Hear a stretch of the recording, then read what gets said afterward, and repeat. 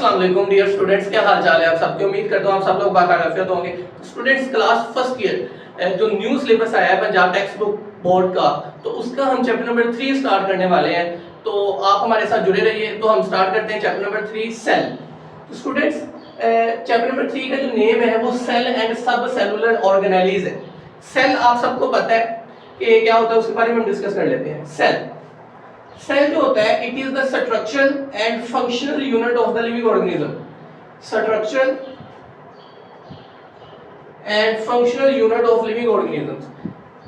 Structure आपको पता है कोई भी चीज की साख्त बनाता है, ठीक है।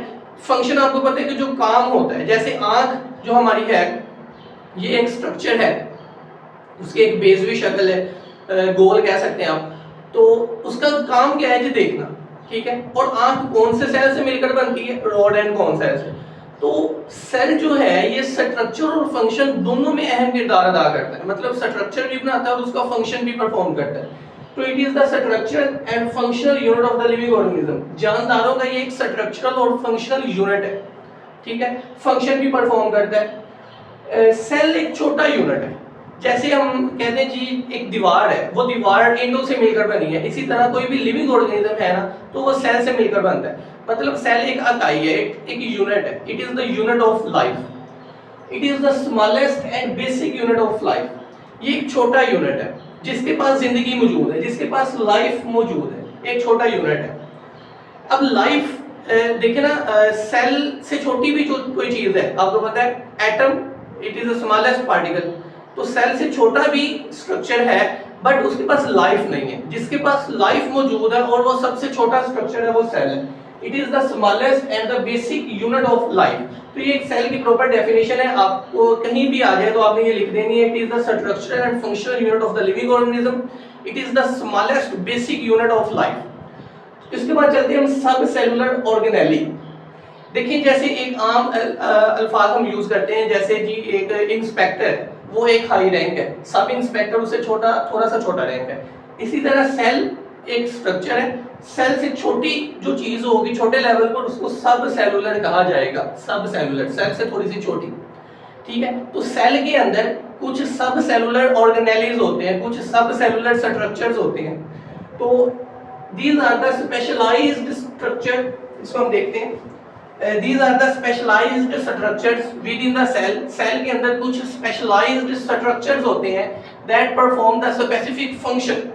सेल के अंदर कुछ structures हैं जिनको organelles कहा जाता है और जो एक खास function perform करते हैं जो किसी भी सेल के लिए जरूरी है, ठीक है स्टूडेंट्स। तो स्टूडेंट्स, इसके बाद हम बात करते हैं कि लिविंग ऑर्गेनिज्म। लिविंग ऑर्गेनिज्म क्या होते हैं? जानदार organisms, living, जिंदा चीज, जिंदा जानदार चीज। anything that perform basic properties of life, कोई भी चीज जो जिंदगी की बेसिक प्रॉपर्टीज पूरी करती है उनको लिविंग ऑर्गेनिज्म कहा जाता है। अब जिंदगी क्या है, लाइफ क्या है?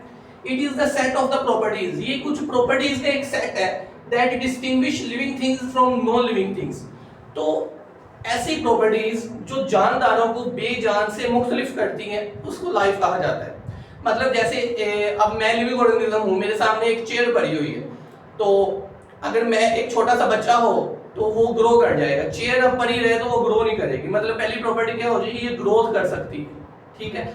और जो जानदार चीज होती है नंबर में इंक्रीज कर सकते हैं, ठीक है, रिप्रोडक्शन कर सकते हैं।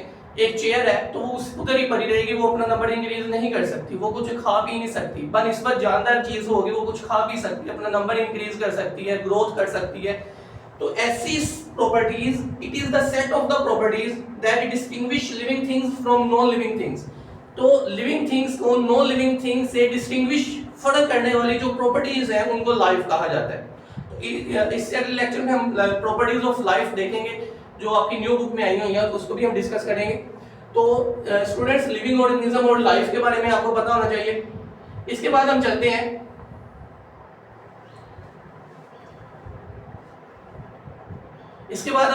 जी टाइप्स ऑफ ऑर्गेनिजम्स। जानदार को मेजर दो ग्रुप्स में डिवाइड किया गया है। तो एक है जी यूनिसेलुलर ऑर्गेनिज्म, दूसरा है जी मल्टीसेलुलर ऑर्गेनिज्म। सेलुलर, सेल से निकला है, uni mean one, uni mean one.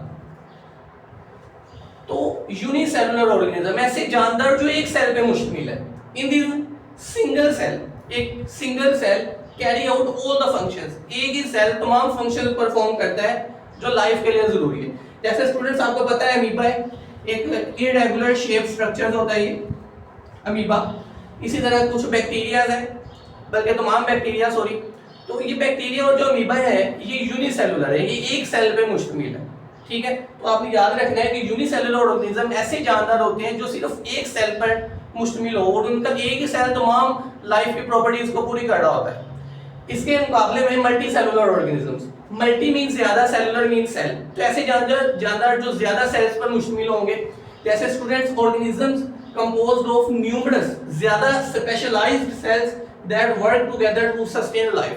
तो मतलब एक से ज्यादा सेल्स अपने साथ मिलजुल कर काम करके जिंदगी को मेंटेन करते हैं, सस्टेन करते हैं, उनको कहते हैं कि मल्टी सेलुलर ऑर्गेनिज्म। जैसे मैं आपके सामने कर रहा हूँ तो मैं एक मल्टी सेलुलर ऑर्गेनिज्म में मैं बहुत सारे सेल से मिलकर बना हुआ हूँ। जैसे प्लांट्स और एनिमल्स जो है ये मल्टी सेलुलर ऑर्गेनिज्म है। तो स्टूडेंट्स आज हम थोड़ा सा इतना ही देखेंगे जिसमें हमने देखा है कि सेल क्या है, सब सेलुलर ऑर्गेनेलिस क्या है, सेल की डेफिनेशन, लाइफ की डेफिनेशन, लिविंग ऑर्गेनिजम्स की डेफिनेशन, उसके बाद टाइप्स ऑफ ऑर्गेनिजम्स आपको पता है जी यूनिसेलुलर और मल्टीसेलुलर। तो आज ये छोटा सा एक हमने स्टार्ट कर दिया है। इसके साथ ही हम इसी न्यू बुक को लेके चलेंगे, मजीद भी जो न्यू बुक्स के लेक्चर हम इंशाल्लाह अपलोड करेंगे। तो आपने हमारे साथ जुड़े रहना, चैनल को सब्सक्राइब कर देना, इंशाल्लाह हम मजीद वीडियोस भी डालेंगे। बहुत शुक्रिया जी, अल्लाह हाफिज़।